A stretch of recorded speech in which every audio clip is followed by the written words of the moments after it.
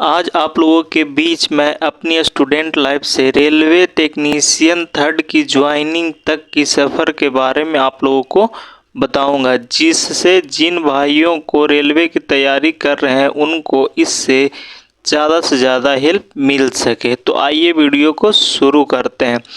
तो 2018 में नोटिफिकेशन आया था एएलपी एंड टेक्नीशियन का, जिसमें टोटल पोस्ट 64,371 था, जिसमें एएलपी का इसमें पोस्ट था 27,795, इसमें टेक्नीशियन का पोस्ट था 36,676। जो मेरा बोर्ड था वह था चंडीगढ़। इसमें पोस्ट की संख्या थी 3168 पोस्ट थी। इसमें मैं तैयारी कहाँ से किया था? CBT 1 के लिए हम सेट प्रैक्टिस किया करते थे, सिर्फ जाते थे और जहाँ पे सेट चलता था वहाँ सेट प्रैक्टिस करते थे। उसमें जो भी गलती होता था उसको हम सुधारते थे और बनाते थे। इससे पहले हम रीजनिंग मैथ का क्लास कर चुके थे।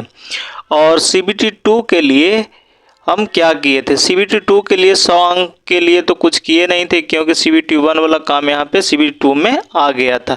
मामला फंसा था ट्रेड का, जो 75 नंबर का ट्रेड पूछा था उस नहीं करा रहा। तो SK झा सर के पास हम गए थे, जो पहले प्लेटफॉर्म कोचिंग में पढ़ाते थे साथ में। SK झा सर, उनके पास गए थे, जो शाम में बैच 5 से 10 चलता था, उसी में हम पढ़ते थे, जिसमें ट्रेड और इंजीनियरिंग ड्राइंग दोनों साथ में क्लास लिए थे। मेरा CBT 1 का एग्ज़ाम जो हुआ था वह इंदौर में हुआ था। यह टोटल 75 नंबर का पूछा था। उसके बाद इसमें रिजल्ट होने के बाद CBT 1 में CBT 2 का तैयारी किए थे। मेरा CBT 2 का जो एग्ज़ाम हुआ था वह पहला गया था मेरठ में। यहाँ सर्वर की प्रॉब्लम के कारण यहाँ पे एग्ज़ाम नहीं हो पाया था। तो कुछ दिनों के बाद मेरा एग्ज़ाम पटना में लिया गया था CBT 2 का। यहाँ पे मेरा रिजल्ट हो गया। फिर साइको का बारी आया तो साइको हम देने नहीं गए थे, क्योंकि हमको ALP ड्राइवर बनना नहीं था, हमको टेक्नीशियन में जाना था, इसलिए हम साइको नहीं देने गए थे। अब वहाँ पे CBT 2 में रिजल्ट होने के बाद अब आई बारी डॉक्यूमेंट वेरिफिकेशन के। तो बोलिए कि भाई डॉक्यूमेंट वेरिफिकेशन के लिए आपको कैसे बुलाया गया? तो यहाँ पे नोटिफिकेशन आता था और लिस्ट बनता था कि इतने लोगों का जो रोल नंबर दिया रहता था सीरियल वाइज से, कि इतना लोगों को आज डॉक्यूमेंट वेरिफिकेशन इस डेट में होगा, तो उसी डेट में जाना रहता था। तो मेरा डेट आया था जुलाई 2019 में ही आया था, 10 तो 11 को आया था मेरा डॉक्यूमेंट वेरिफिकेशन चंडीगढ़ में हुआ था, क्योंकि बोर्ड चंडीगढ़ था, वहीं बुलाया था। तो अब बोलिएगा कि भाई डॉक्यूमेंट वेरिफिकेशन में क्या क्या लेके गए थे? तो 10th का मार्कशीट ले गए थे और ITI का दोनों का मार्कशीट ले गए थे, और साथ में सर्टिफिकेट भी लेके गए थे। और जो 10th का जो लिविंग सर्टिफिकेट होता है वो भी लेके जाना था, और OBC बनवाए थे, और कोर्ट से एफिडेविट भी करा के ले गए थे। आधार कार्ड और पैन कार्ड भी साथ में ले जाना होता है। तो यहाँ पे पूरा लेकर के गए थे। तो हमारा यहाँ पे मेरा डॉक्यूमेंट वेरिफिकेशन हो गया। लेकिन जो 15 से 17 में ITI किए होंगे तो उनको ये ऑनलाइन सर्टिफिकेट मिला था। तो ऑनलाइन में वहाँ पे मोहर नहीं मारा हुआ था, तो मेरा में मोहर नहीं मारा हुआ था, तो हमको वहाँ से रिजेक्ट कर दिया गया और बोला गया कि आप जाइए और इस पे मोहर मरवा के लेकर के आइए सर्टिफिकेट पे। तो हमको 4-5 दिन का टाइम दिया गया था। तो हम फिर गए, हम टाटा से ITI किए थे, तो वहाँ पे गए, इस पे मोहर लगाए और ला करके फिर हम यहाँ पे सबमिट किए, तो मेरा हो गया।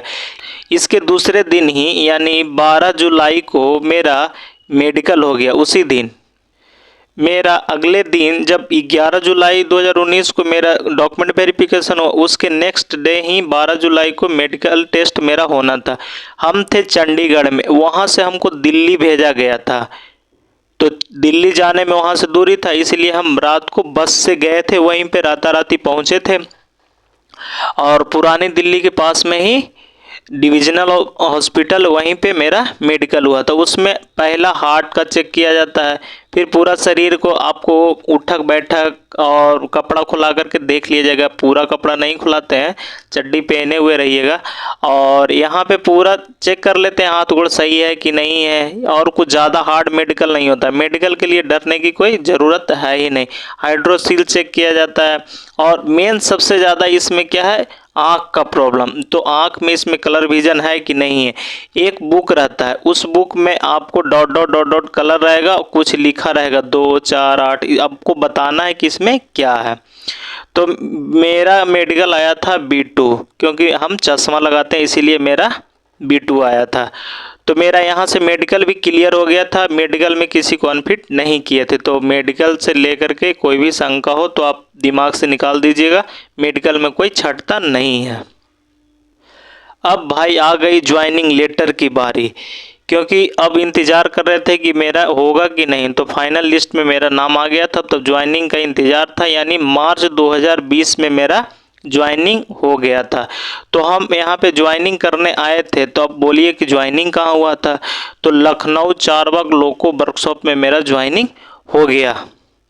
तो चंडीगढ़ बोर्ड से थे और लखनऊ आ गए, ये भी ANR में थे मेरा। तो ANR लखनऊ तक आता है, उधर जम्मू कश्मीर तक आता है। तो लास्ट बॉर्डर मेरा कहाँ था, लखनऊ। तो लखनऊ के चारबाग वर्कशॉप में मेरा ज्वाइनिंग हो गया। तो ज्वाइनिंग के समय में 10th का और ITI का सर्टिफिकेट लाए थे, पूरा डॉक्यूमेंट, OBC भी बनवाना, आवासीय जाति भी बनवा के लेके आना होता, कोर्ट से एफिडेविट भी कराना होता है, आधार कार्ड, पैन कार्ड, और साथ में बैंक पासबुक भी लेके आना होता, प्लस में चेक भी लेके आना होता है। क्योंकि पासबुक नहीं लाइएगा तो आपका जो पैसा मिलेगा वो अकाउंट पे कैसे जाएगा, तो चेक पासबुक के थ्रू ही तो जाएगा। तो हम लोग का ज्वाइनिंग हो गया था, और कुछ दिन टेक्नीशियन का 6 मंथ का ट्रेनिंग होता है।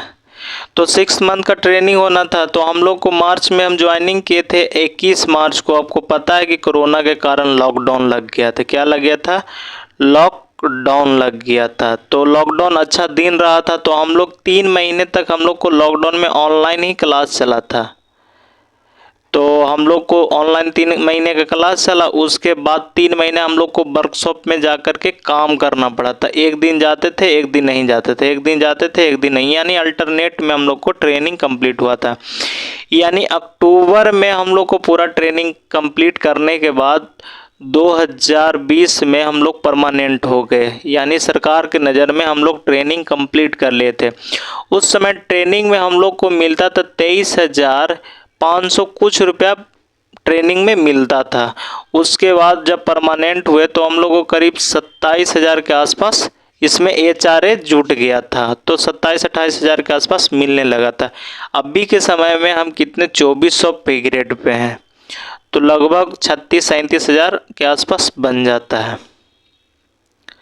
अगर इस वीडियोस को देखने के बाद अगर इससे थोड़ा सा भी हेल्प मिला हो तो कमेंट में आप ज़रूर बताइएगा, और जो भी ज्वाइनिंग से रिलेटेड जो भी इंक्वायरी हो कमेंट में बताइएगा, हम उस पर वीडियो बना देंगे।